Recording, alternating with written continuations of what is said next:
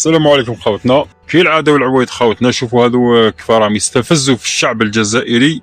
يعني ما على باليش هاد الدبلوماسيين هذو من راهم يلقاو الكاليتي هذا. اسمعوا واش راه يهضر هذا منذر بوذن وريبونديو عليه. الكلمه تاعي انه الجاليه تاعنا في اسطنبول هي 20,000. لما نزلت قالوا لي سيد الامين عامك ارتكبت خطا. هناك ربما هفوه في الرقم اللي قدمته. قلت لهم لماذا؟ قلت لهم الرقم تاعي راهو مستقى من السلطات الرسميه هناك. قالوا لي كانوا 20,000. قالوا لي 10,000 هم دخلوا البلاد. 10,000 هم دخلوا البلاد. قلت لهم لماذا؟ قالوا لي الدنيا غلات هنايا. قلت لهم يقولوا الجزائر غاليه. قال لي وين تبان الجزائر غاليه؟ الجزائر ماشي غاليه خلاص. قالوا لي هنا ولا المواطن حتى وين يخلص مليح الخلصه تاعو تروح غير في الكرا تاع الدار. هذا ما كان ما يلقاش واش ياكل. نقول الحمد لله في الجزائر. الحمد لله في الجزائر رغم اننا مازلنا نقولوا انا حابين خير ومازلنا نقولوا حابين اكثر، وحتى السيد الرئيس هو في حد ذاته مازال يقول انا حابين خير ومازال انا حابين اكثر. الخطر الثالث اخواني، الخطر الثالث يعني راه يقول لك، قال لك رحت للطور دارنا قصه، رحت للطور قال لك وقلت لهم باللي قصه، المهم حكايه تاع عجايز. قلت لهم باللي كاينه 20,000 جزائري هنا في تركيا، وقالوا لي باللي نو دوك كاينه 10,000 برك. 10,000 هبطت لانه المعيشه في الجزائر تحسنت، وإحنا وين رانا عايشين؟ احنا عايشين في المريخ. احنا رانا عايشين هنا في الجزيره، نشوفوا المعيشه من السيء الى الاسوء. وكرانا نشوف فينا راكم تهضروا لنا على الجاليه في الخارج، تهضروا لنا على المروك، تهضروا لنا على فرنسا، تهضروا لنا على سويسرا. بن قرينا راح قال لك رحت لسويسرا لقيت باللي شريت بواطه تاع دواء في سويسرا تسوى 200 اورو ودار لك التقييم تاعها شحال. قال لك وحنا في الجزائر مدوها مجانا. انت راك تقول المعيشه تاع الترك هنا في الجزائر خير، رانا نحمدوا في ربي. حنا رانا نحمدوا في ربي سي نورمال، حنا نحمدوه بلا بكم انتم وبلا المعيشه. نقول الحمد لله صباح وعشوه. مي باش تقول لي المعيشه وكون راكم داخلنا غير تقارنوا فينا مع ليترونجي، مع البلدان في الخارج، هذه نساوها. احنا رانا عايشين في الجزائر، راكم تستغباو فينا ولا كيفاه؟ راكم تتكلموا معنا بواحد العقليه تستفزوا فينا عيناني. يعني سبحان الله، انتم راكم حاطين روحكم سياسيين دبلوماسيين.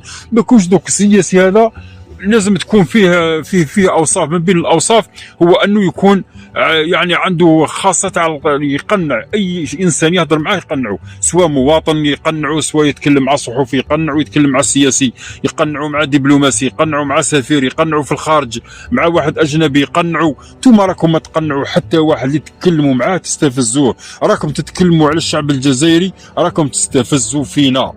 سبحان الله. احنا نشوفوا على الاقل ضرب النحو واسكت، ما تجيش كيما بن قرينا قال لك رحت للسويد ولا لسويسرا ولا ما باليش، قال لك ولقيت بلي المعيشه هنا في الجزائر خير. غير كيف زاد هضرها عاودها، قال لك انا كي قلت 5 ملايين في الجزائر خير من 3,000 اورو في اوروبا.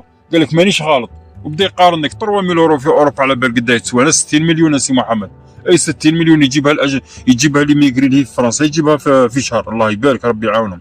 بصح ما تجيش تقول لي بلي 5 ملايين خير من 3,000 اورو. تدينا راك تشوف في من رايح غير يهبط. سي نورمال، ما عندناش اقتصاد. هو اي عمله مربوطه بالاقتصاد، ماهوش طلع كيما تحب ولا هبط كيما تحب. يعني العمله لا عندك اقتصاد تطلع العمله تاعك، تسمى راك تدخل في العمله الصعبه. ولا ما عندكش اقتصاد راك غير تستورد برك تخرج في دراهمك، هنا تهبط العمله تاعك.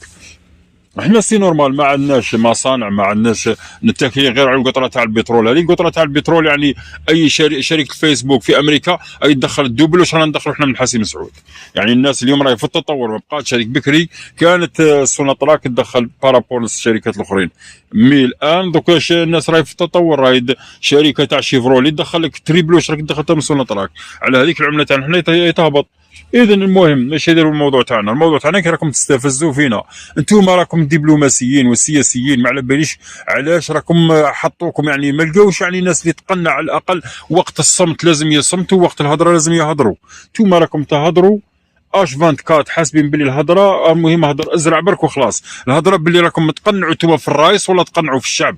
ما على بالناش راكم حابين توصلوا الميساج. الا راكم توصلوا في الهضره هذه تاعكم للشعب، الشعب راكم تستفزوا فيه. رانا نشوفوا فيكم باللي راكم تستفزوا فينا.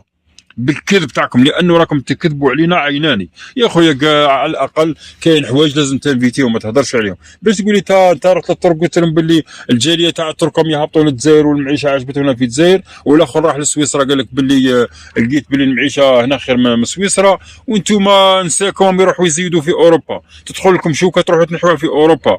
لي كونتاكم حالينهم لهيه، تتلاقاو مع مسؤولين تحوسوا غير فتريقلوا كواغطكم. حنا نشوفوا فيهم فتقولي المعيشه نشوف فيهم هنا سي محمد، حنا الناس الشبيبه هنا مساكنهم يروحوا حراقه ثم يموتوا في البحر، يريسكي يقول لك الا يا مت في البحر يا عقبت لهيه، في كل الحالتين يقول لك راني ناجح. الا كان مت في البحر تهنيت الحمد لله، تهنيت من المعيشه هذه، والا كان عقبت لهيه وسلكني ربي وصلحت لي الحوال ثاني تهنيت الحمد لله. وانتم تجيو تقول لنا باللي لا المعيشه هنا خير، والجاليه تاعنا في التركيا تهبط يعاود ترجع للجزائر. هذا هو اللي كان يقول لك تشوف الشعره الصفراء من جايه لجهه الجزائر.